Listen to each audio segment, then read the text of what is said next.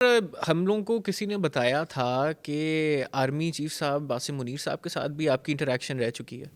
اچھا، اس طرح سے ہے کہ بات پھر وہی ہے کہ میں دوسری جماعت میں اپنے ٹیچر سے کہہ رہا تھا کہ میں وہ کام کرنا چاہتا ہوں کہ مرنے کے بعد بھی زندہ رہوں، تو ان کے بھی من میں کہیں تھا کہ میں آرمی چیف بن جاؤں، یا ان کے بھی من میں کہیں تھا کہ اتنے اختیارات تو کم از کم زندگی میں ہونے چاہیے.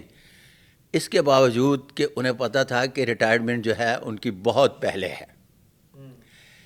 اب مجھے اس طرح سے ہوا کہ میرے ایک دوست نے مجھے فون کر کے کہا کہ یار میں نے ایک صاحب ہیں ان سے ملوانا ہے، تو ایک دن کے لیے اسلام آباد آؤ.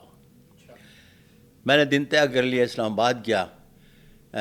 وہاں چلے گئے پنڈی، وہاں ایک کل صاحب ہیں ان کا گھر تھا، تو ایک صاحب تشریف لائے، ہینڈ پرنٹ لیے.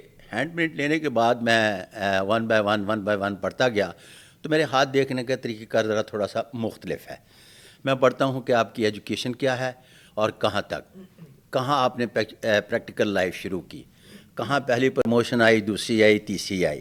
جب یہ میں نے پروموشنز ٹائم پڑھے تو انہیں بتایا گیا کہ آپ کا پروفیشن اصولی طور پر سرکاری تو ہے لیکن وہ نہیں جو 60 سال کی عمر میں ریٹائرڈ ہوتے ہیں. اوکے. اس کا مطلب ہے کہ آپ کا تعلق آرمڈ فورسز سے ہے اور آپ 3 اسٹار جرنیل ہیں، اور آپ کو مبارک ہو کہ آپ آرمی چیف بھی بن رہے ہیں. اس کا مطلب ہے 1 اسٹیپ پروموشن ابھی آپ کے ہاتھ پر موجود ہے.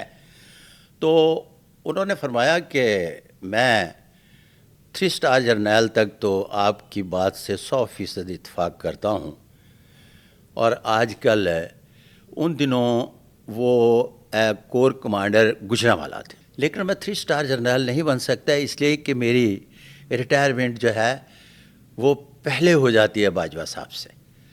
تو میں نے انہیں عرض کیا کہ باجوہ صاحب کی بھی ریٹائرمنٹ کا مجھے علم ہے، اس لیے کہ ان کے بھی میں ہاتھ دیکھ چکا ہوں. اس کے باوجود میں لکیروں کے ساتھ جاؤں گا، اس بات پر نہیں جاؤں گا کہ ریٹائرمنٹ ان کی پہلے ہے. اسی لیے میں کہتا ہوں کہ میں نے مقدر کو ایک بار نہیں 1000 بار عبداللہ ہوتے دیکھا ہے. اس سے زیادہ اور میں مقدر کو کس طرح کتنے اچھے طریقے سے دیکھوں کہ ایک صاحب جن کی ریٹائرمنٹ سے پہلے ایک شخص ریٹائر ہو رہا ہے، اور میں کہتا ہوں کہ میں آپ کی لکیروں کے ساتھ جاؤں گا، ان کے ساتھ نہیں جاؤں گا. کیا بات ہے. اور وہ بن گئے الحمدللہ الحمدللہ.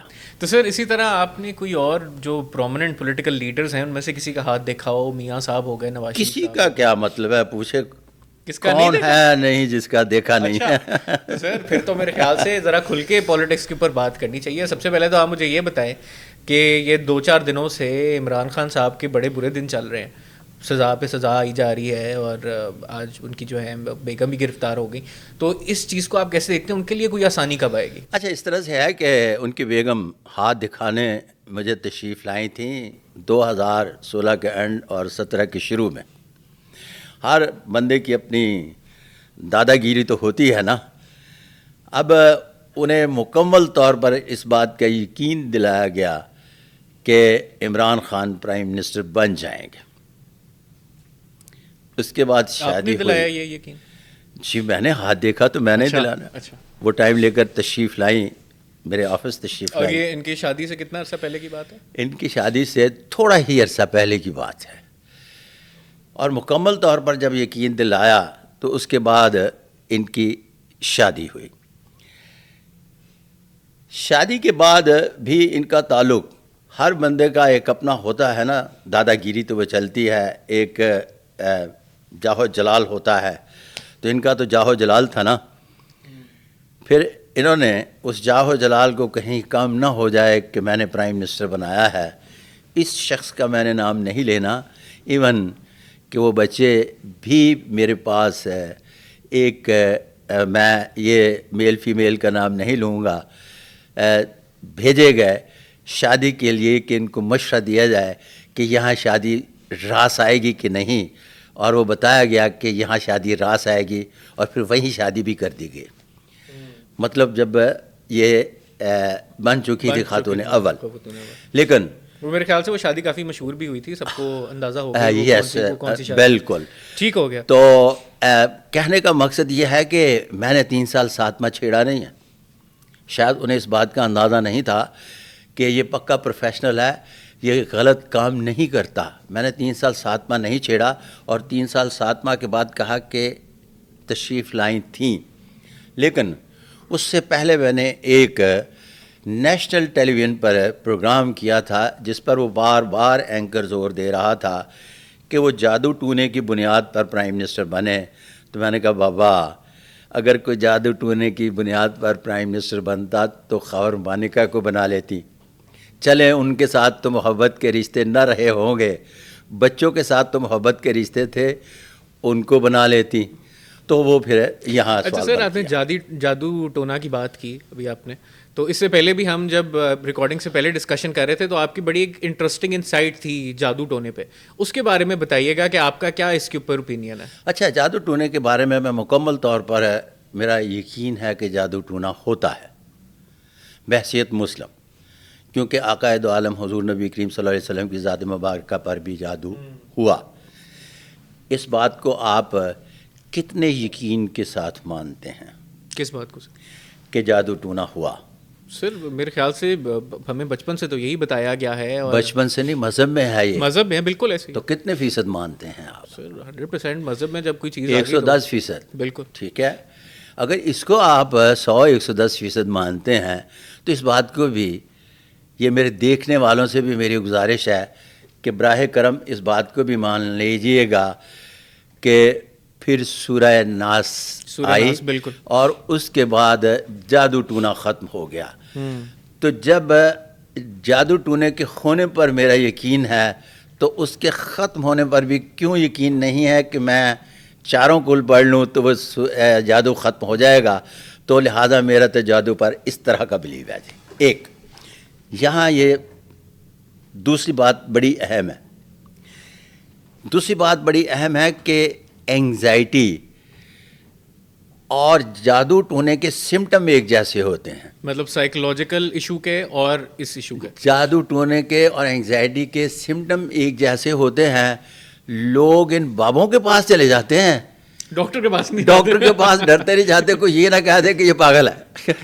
ٹھیک ہو گیا. مطلب یہاں ایک ایجوکیشن ہی نہیں کہ ذہنی صحت جو ہے یہ بھی ایک باقاعدگی سے کچھ مانگتی ہے.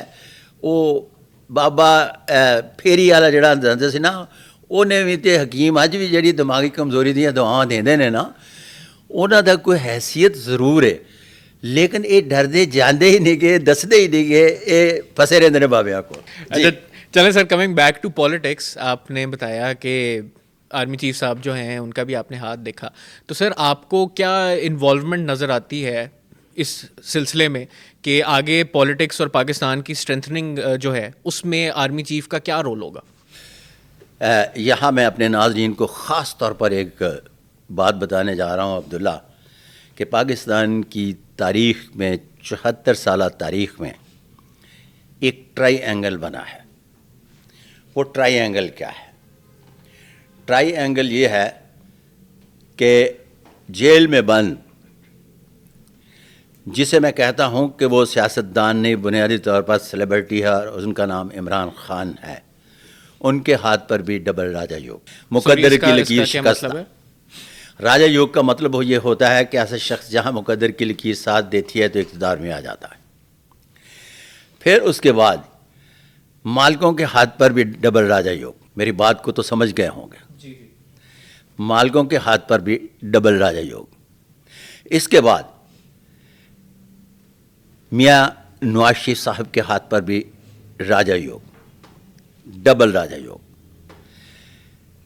میاں شہباز شریف کے ہاتھ پر 101 غیر معمولی جو علامات بنائی گئیں, اس میں سے 4 انتہائی غیر معمولی علامات جو بہت ہی کم دیکھنے میں آتی ہیں وہ پائی جاتی ہیں. پھر اس کے بعد مریم نواز شریف کے ہاتھ پر بھی انتہائی غیر معمولی علامات, اور یہ انگلی power of speak and speech والی بڑی زبردست اور کمال کی جس کی بنیاد پر انہیں کراؤڈ پولر کہا جاتا ہے. اب آتے ہیں تیسرے اینگل کی طرف. تیسرے اینگل میں بھی محترم آصف علی زرداری صاحب کے ہاتھ پر پنج یوگ. اور اس کا کیا مطلب ہے؟ پنج یوگ کا مطلب ہوتا ہے کہ یوگ ایک ہی ہوتا ہے لیکن اس کے 5 ابھار ہوتے ہیں, چھٹا ابھار نہیں ہوتا, اور ایسے لوگ بہت بڑے سوداگر ہوتے ہیں. اوکے.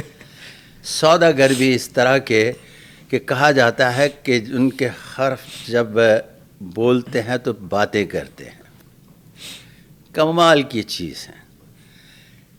پھر اس کے بعد انتہائی غیر معمولی علامات کے ساتھ راجہ یوگ بلاول کے ہاتھ پر بھی پایا جاتا ہے.